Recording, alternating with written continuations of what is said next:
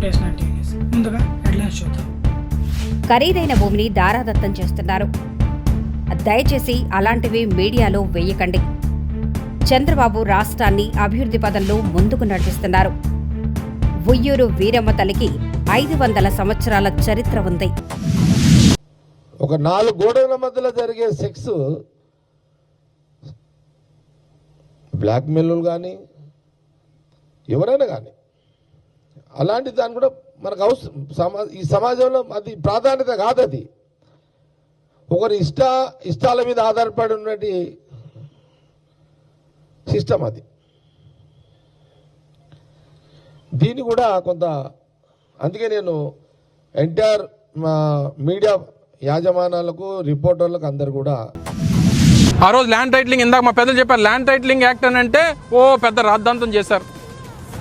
ఇప్పుడు Chandrababu Naidu titling act వచ్చింది అంటే ఆయన ఏది ఇస్తే ఎవరికి ఇస్తే వారికి, ఆయన ఎవరికి చెప్తే వారికి, వారి కుటుంబ సభ్యులకి ఎవరికి కావాలంటే వారికి దారాదత్తం చేసుకోవాలనేటువంటిది చంద్రబాబు నాయుడు టైటిలింగ్ యాక్ట్ అనేటువంటిది కొత్తగా ఈ రాష్ట్రంలో అమల్లోకి వచ్చింది.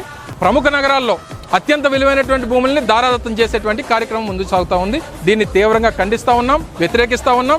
దీని మీద పెద్ద ఎత్తున అవసరం అయితే మా పెద్దలతో మాట్లాడి అసలు ఈ భరత్ గారి మీద, ఈ స్థానిక ప్రజాప్రతినిధి మీద కూడా కేసు ఫైల్ చేయాలి.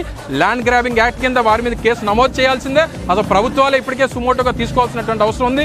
కంచె చేను వేసేటువంటి కార్యక్రమం ప్రభుత్వం చేస్తూ ఉంది. కాబట్టి ప్రతిపక్షంగా మా బాధ్యత తప్పకుండా ప్రజల పక్షాన, ఈ ప్రాంతం పక్షాన, ఈ ప్రాంతంలో ఉన్నటువంటి విలువైనటువంటి భూములు కాపాడేటువంటి బాధ్యత వైఎస్ఆర్ కాంగ్రెస్ పార్టీ తీసుకుంటుంది అనేటువంటి అమ్మవారి మహిమ మూలంగా ఈ ప్రాంతంలోని ప్రజలందరూ కూడా సౌఖ్యంగా, ప్రశాంతంగా, మరి వారి వారి కుటుంబాలు కూడా చూశారు. మరి ప్రతి సంవత్సరం కూడా ఈ భక్తుల నమ్మకంతో అమ్మవారి ఉత్సవాలు ఇంకా ఘనంగా జరుగుతూ ఉన్నాయి. ఎవరికి ఏ కష్టం వచ్చినా కూడా అమ్మ పేరు మీద కోరుకుంటే అమ్మ నెరవేరుస్తుందనే ఒక నమ్మకంతో ప్రజలందరూ కూడా ఇక్కడికి వస్తున్నారు. మరి ఈ అమ్మవారి దేవాలయాన్ని కూడా అభివృద్ధి చేయడానికి మా వంతు మేము కృషి చేస్తామని చెప్పేసి కూడా మనం చేస్తాను. అమ్మవారి దయతో ప్రజలందరూ కూడా చల్లగా ఉండాలని, మరి పాడి పంటలు అభివృద్ధి చెందాలని, మరి పిల్లలందరికీ కూడా బాగా చదువులు వచ్చి మంచి ఉద్యోగాలు వచ్చి అందరూ మంచి ఆరోగ్యంతో ఉండాలని మనసారా కోరుకుంటున్నాం. ఆలయం ఎప్పుడు చూసినా సరే గత గవర్నమెంట్లో కూడా ఆలయం డెవలప్మెంట్ లేదు. ఇప్పుడు ఈ గవర్నమెంట్ వచ్చినాక ఆలయాల మీద ఎక్కువ దృష్టి పెట్టింది. కనీసం ఆ దేవాలయానికి చుట్టూ కూడా ఈ ఇలాంటి సంబరాలు వచ్చినప్పుడు కూడా పబ్లిక్ చాలా ఇబ్బంది పడుతున్నారు. కొలను చూస్తే కొలనుకు రేవు లేదు. అంటే ఈ అమ్మవారి గుడి వ్యవహారాలన్నీ కూడా ఒక కుటుంబం తరఫున పార్పూడి వారి వంశస్థులు వారే ఈ కార్యక్రమాలన్నీ చేస్తూ ఉన్నారు. ప్రభుత్వం దీనిలో ఎప్పుడు కూడా మరి జోక్యం చేసుకోలేదు. మరి తప్పుకోకుండా అంటే ఇది ప్రైవేటు దేవాలయం కాబట్టి ఈ కమిటీ వారు ఎవరైతే ఉన్నారో వారితో చర్చించి వారి సమ్మతితో, భక్తులందరి సమ్మతితో ప్రభుత్వం తరఫున కట్టించడానికి అవకాశం ఉంటే తప్పకుండా ఈ సంవత్సరం కట్టించడానికి, అదేవిధంగా మీరు ఏదైతే చెప్తున్నారో వసతులు, ఆ వసతులు అభివృద్ధి చేయడానికి మేము తప్పకుండా కృషి చేస్తాం. Okay sir, thank you.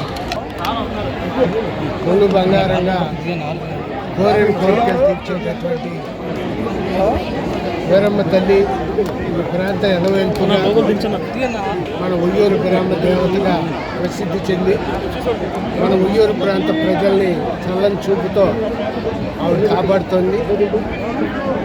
ఈ సంవత్సరం కూడా వీరమ్మ తల్లి తిరునాళ్ళ సందర్భంగా ఉయ్యూరు నగరం అలాగే చుట్టుపక్కల గ్రామాల ప్రజలు వీరమ్మ తల్లి దీవెనలతో, ఆయుర ఆరోగ్యాలతో, అష్టైశ్వర్యాలతో నిలుస్తున్నారని థ్యాంక్ యూ. కావచ్చు, మరి ఇచ్చిన రిపోర్ట్లు కావచ్చు, ఇవన్నీ కూడా సిట్టు చాలా స్పష్టంగా వీళ్ళు చేసిన అక్రమాలన్నీ కూడా బట్టబయలు చేయడం జరిగింది. అట్లాగే ఇవాళ ఏదైతే ఇంత జరిగినా కూడా వాళ్ళల్లో ఏ మాత్రం కూడా వాళ్ళ ప్రవర్తనలో కానీ వాళ్ళు చేసిన పాపాల్లో కానీ ఏ మాత్రం కూడా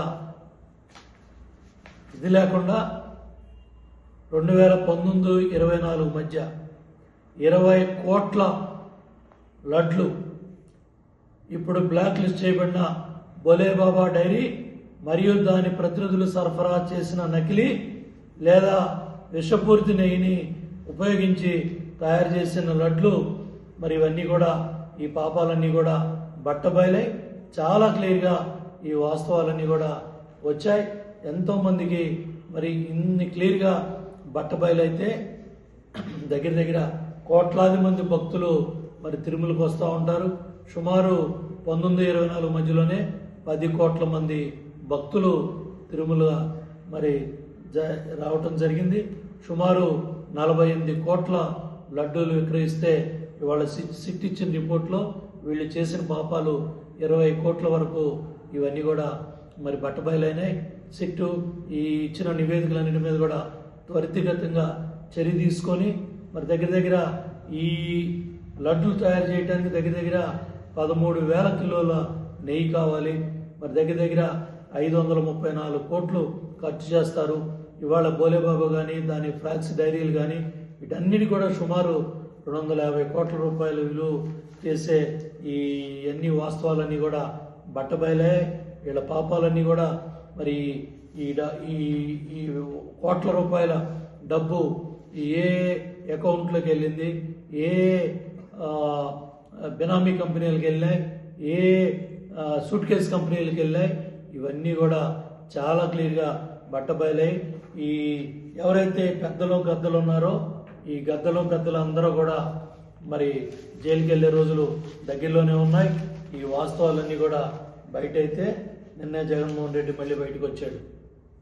మొన్న వచ్చి మాట్లాడుతూ ఉన్నాడు, జంగిల్ రాజు అంటున్నాడు 5 ఏళ్ళు రాష్ట్రాన్ని భ్రష్టు పట్టించి సర్వనాశనం చేసి 10 లక్షల కోట్లు రాష్ట్రాన్ని అప్పులు పాలు చేసి ఇవాళ తగుదనమ్మా అంట నాకు మళ్ళీ అధికారం ఇవ్వండి, మళ్ళీ ఇవాళ అధికారం కోసం నేను మిమ్మల్ని ఉద్ధరిస్తానని ఇచ్చిన 5 ఏళ్ల పరిపాలనలో తాడేపల్లి ప్యాలెస్లో ముసుగుదాన్ని పడుకొని కనీసం సెక్రటేరియట్కి వెళ్ళటానికి కూడా ఓపిక లేకుండా తాడేపల్లి కొంపలో కూర్చొని పరిపాలన చేసిన జగన్మోహన్ రెడ్డి నీకు మళ్ళీ అడిగే అధికారం కానీ ఓట్లు అడిగే నైతిక హక్కు కానీ కూడా లేదు. నువ్వు చేసిన పాపాల వల్లే వ్యవస్థలన్నీ నిర్వీర్యమైపోయి ఐసీలో ఉన్న ఈ వ్యవస్థల్ని మళ్ళీ చంద్రబాబు నాయుడు గారు పట్టాలెక్కించి 23.5 లక్షల కోట్ల పెట్టుబడులు ఈ రాష్ట్రాన్ని తీసుకొచ్చి 20 లక్షల ఉద్యోగాల కల్పనలో ఉపాధి కల్పనలో కూటమి ప్రభుత్వం పరిగెడతా ఉంటే సుమారు ఇవాళ దగ్గర 4,000, 6,000, 10,000, 15,000 పెన్షన్లన్నీ కూడా 1వ తారీఖు సెలవైతే ఈ నెల 31వ తారీఖునే పెన్షన్ ఇచ్చే విధంగా డబ్బులన్నీ కూడా సంబంధ అధికారులు పంపించి ప్రభుత్వం పరిగెడతా ఉంటే విషం జిమ్ముతావా, గొడ్డలతో కేకులు కట్ చేపిస్తావా, రప్ప అంట మీ ఇష్టం వచ్చినట్టు మాట్లాడతారా? అమాయకులైన కార్యకర్తలను రెచ్చగొట్టి మళ్ళీ ఇవాళ నువ్వు ఈ దుర్మార్గాలకి పాల్పడతా ఉన్నావు. ఇంతటితో వార్తలు సమాప్తం.